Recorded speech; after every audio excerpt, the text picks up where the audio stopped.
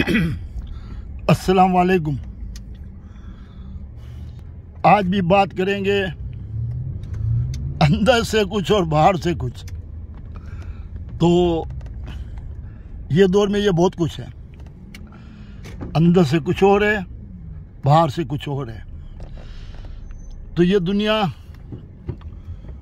एक चक्रम किस्म की है, जहाँ पे दूसरे को घुमा देना और उससे फ़ायदा उठा लेना, ये आजकल बहुत हो रहा है। और जितने लोग ये फ़ायदा उठाने वाले होते हैं, मैं बिजनेसमैनों की बात करता हूँ। बिजनेसमैनों के अंदर में जो बिजनेस करते हैं, इनके स्टाफ के बारे में ज़्यादातर ज़्यादा मीठी ज़बान वाले जो होते हैं, मैं सारे मीठी ज़बान वालों की बात नहीं करता, ज़्यादातर ज़्यादा मीठी ज़बान वाले लोगों की बात करता हूँ, जो अपनी मीठी ज़बान से सामने अपना मुकाम बना लेते हैं, फिर वो स्लो पॉइजन बन के आहिस्ता आहिस्ता अपने बिजनेस में, आपके बिजनेस में आपको नुकसान पहुंचाते हैं। ऐसे मीठी ज़बान वाले हर कंपनी में मिलेंगे आपको, जो उस कंपनी के अंदर में बॉस का कंट्रोल नहीं है, बॉस का अपना ध्यान नहीं है, वो स्टाफ के ऊपर डिपेंड करता है। परचेस डिपार्टमेंट किसी को दिया हुआ है, सेल्स डिपार्टमेंट किसी को दिया हुआ है। तो वहाँ पे इस टाइप के लोग होते हैं जो अपनी मीठी ज़बान से बॉस की नज़र में अपना मुकाम बना लेते हैं। फिर फाइनली तौर पर वो अपना असल रूप दिखाना शुरू करते हैं और खुद का हिसाब किताब बनाना शुरू कर देते हैं। एक तो इस टाइप के बिजनेसमैन बहुत मार खाते हैं बाद में जाके, और कई वक्त ऐसे मीठी ज़बान वाले स्टाफ जो होते हैं वो फंसा देते हैं आपको, ऐसे माल में फंसा देते हैं जिसमें आपको बहुत नुकसान हो जाता है। क्योंकि वो जहाँ से माल लेते हैं उनसे भी इनकी दोस्ती हो जाती है, परचेस करते हैं वहाँ पे दोस्ती हो जाती है इनकी। तो वो मतलब उसको फ़ायदा पहुँचा देते हैं, उससे कोई कंडीशन हो जाती है या कोई बात हो जाती है या कोई अंडरस्टैंडिंग हो जाती है। तो इस टाइप के लोग बहुत खतरनाक होते हैं, वो एक झटके में आपको बहुत बुरी तरह फंसा देते हैं, आपका मिलियनों का नुकसान कर सकते हैं एक ही झटके में।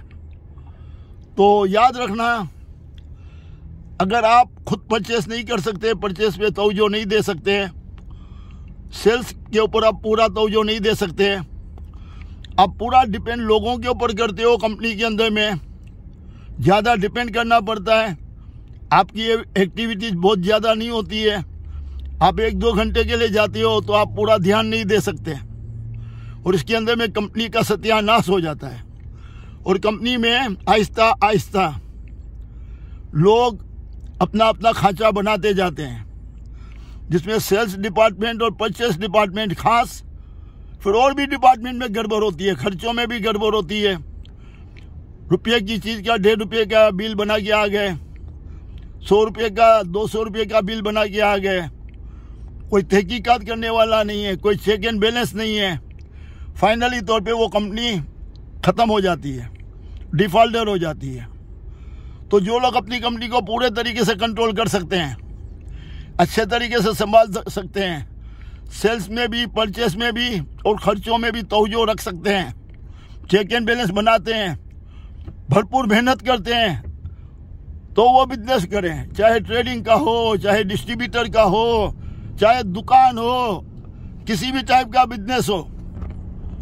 मगर अगर आप ये नहीं कर सकते तो मेरे भाई अपनी इन्वेस्टमेंट लेके किसी प्रॉपर्टी में लगा दो, या तो प्रॉपर्टी में प्रॉफिट करो या रेंट खाओ, किराया खाओ, ये बेहतर रहेगा आपके लिए। पैसा आपके कंट्रोल में होगा, आपके कंट्रोल में तो होगा ना, आपके कंट्रोल में तो होगा ना बॉस।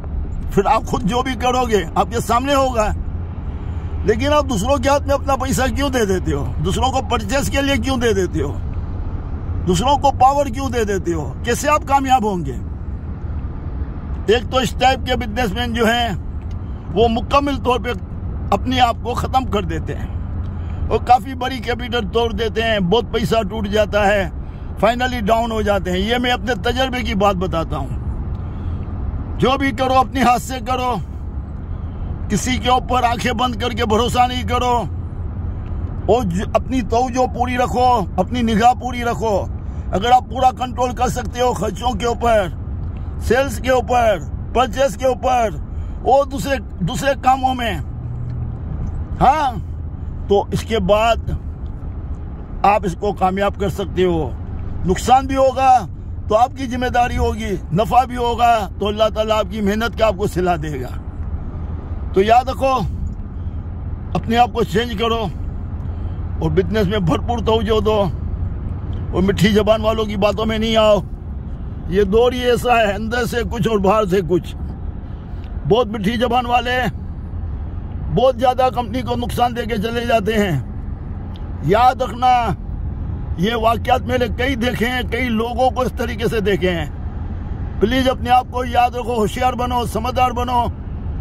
कुछ लोग ऐसे भी बिजनेसमैन होते हैं मेरी तरह कम पढ़े लिखे होते हैं, तो इनकी कंपनी में ज्यादा पढ़े लिखे लोग काम करते हैं, तो उसके सामने ये ज्यादा इंग्लिश में टिट इंग्लिश में ही करते हैं अपने आपस में स्टाफ। तो मेरे जैसा खर दिमाग होगा तो बोलेगा मेरे सामने क्या इंग्लिश में टिट करती हो आपस में, जब तुमको उर्दू बोलना आती है तो उर्दू में बात करो।